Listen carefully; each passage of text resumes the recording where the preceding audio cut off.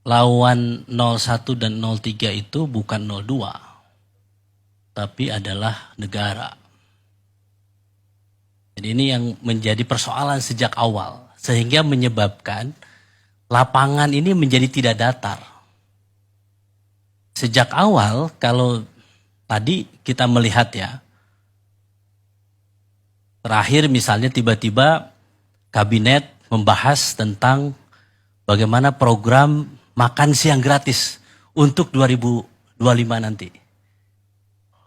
Ini seakan-akan Pilpres ini sudah selesai, bahwa negara sudah tahu siapa pemenangnya, padahal KPU belum mengumumkan itu.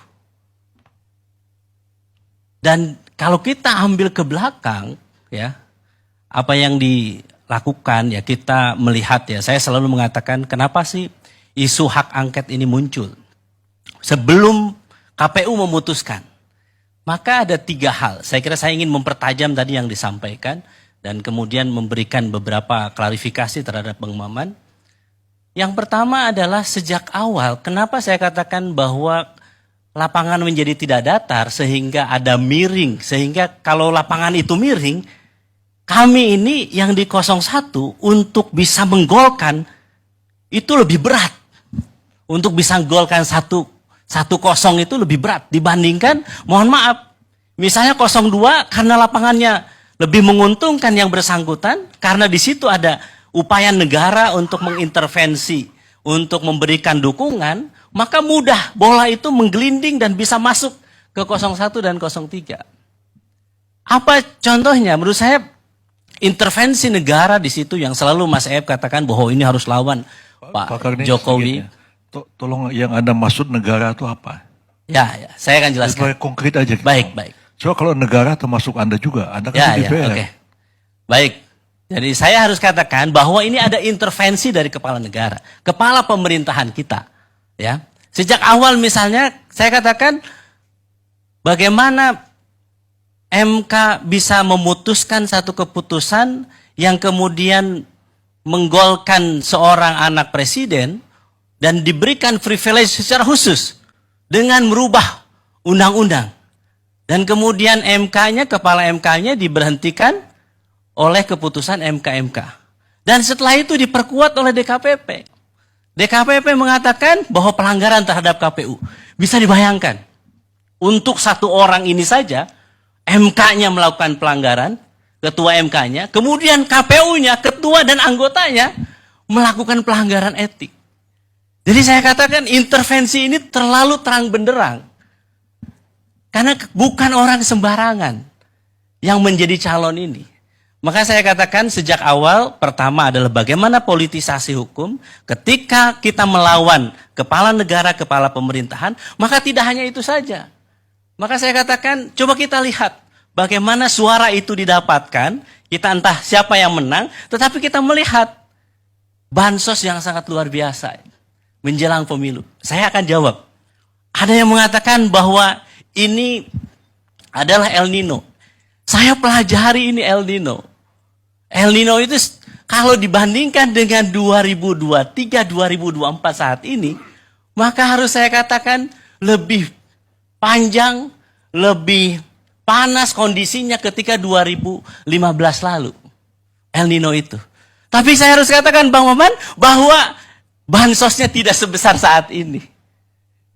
Jadi saya terlalu mengatakan bahwa ini normal atau tidak. Ketika mohon maaf teman-teman 02, negara selalu mengatakan ini karena El Nino dan sebagainya. Maka saya membandingkan data, saya tanya teman di BMKG. Saya tanya teman di Badan Anggaran, apakah ini wajar atau tidak? Sehingga saya terakhir ini mendapatkan satu data yang menarik. Yaitu survei LSI, tanggal 19 sampai 21 Februari. 69% penerima bansos mencoblos Prabowo Gibran. Nyaris 70%. Jadi, itu berkah. Kenapa saya kira?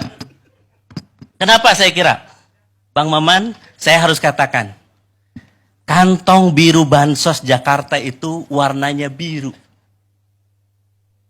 Sama dengan kaosnya Prabowo Gibran, warnanya biru juga.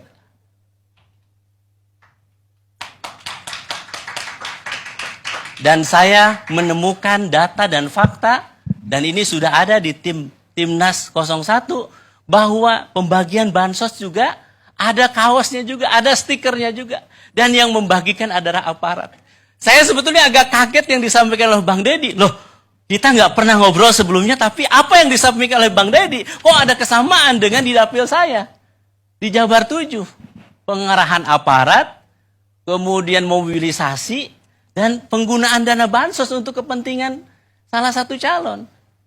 Jadi saya katakan, ini wajar kalau surveinya bisa seperti ini. Bukan karena tiba-tiba orang memilih, oh ini karena mungkin program bansosnya menggelontor, kemudian kami menentang bansos, kemudian yang menerima bansos simpati dengan 02. Enggak, karena memang ada by design. Yang kita lihat, yang kita duga yang itu dilakukan.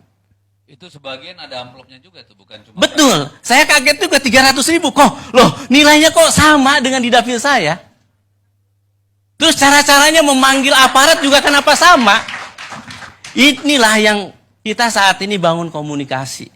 Bahwa ada kesamaan-kesamaan itu di luar dari praktek-praktek yang mungkin, saya mohon harus katakan ya, ketika kasus MK, ada delegitimasi terhadap MK.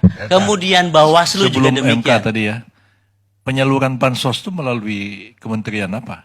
Nah ini yang jadi persoalan. Saya harus katakan, Mensos Risma tak dilibatkan dalam pembahasan bansos. Itu Prof. Yusril, saya sudah menyiapkan jawaban-jawaban dari 02. Karena saya diskusi tentang ini itu sudah panjang. Di berbagai TV. Jadi El Nino saya tahu jawabannya, terus kemudian COVID, termasuk juga semua penyelenggaranya itu saya sudah tahu jawabannya. saya tambahin sedikit. Itu juga kita harus pertanyakan, karena menurut data yang ada di Mensos, itu kalau saya tidak salah 18 sampai 20 juta penerima.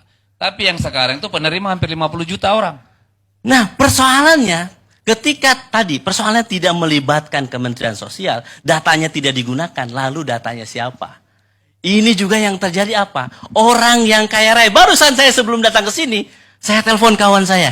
Benar nggak yang nerima orang kaya raya juga? Banyak juga orang yang mampu menerima bansos ini.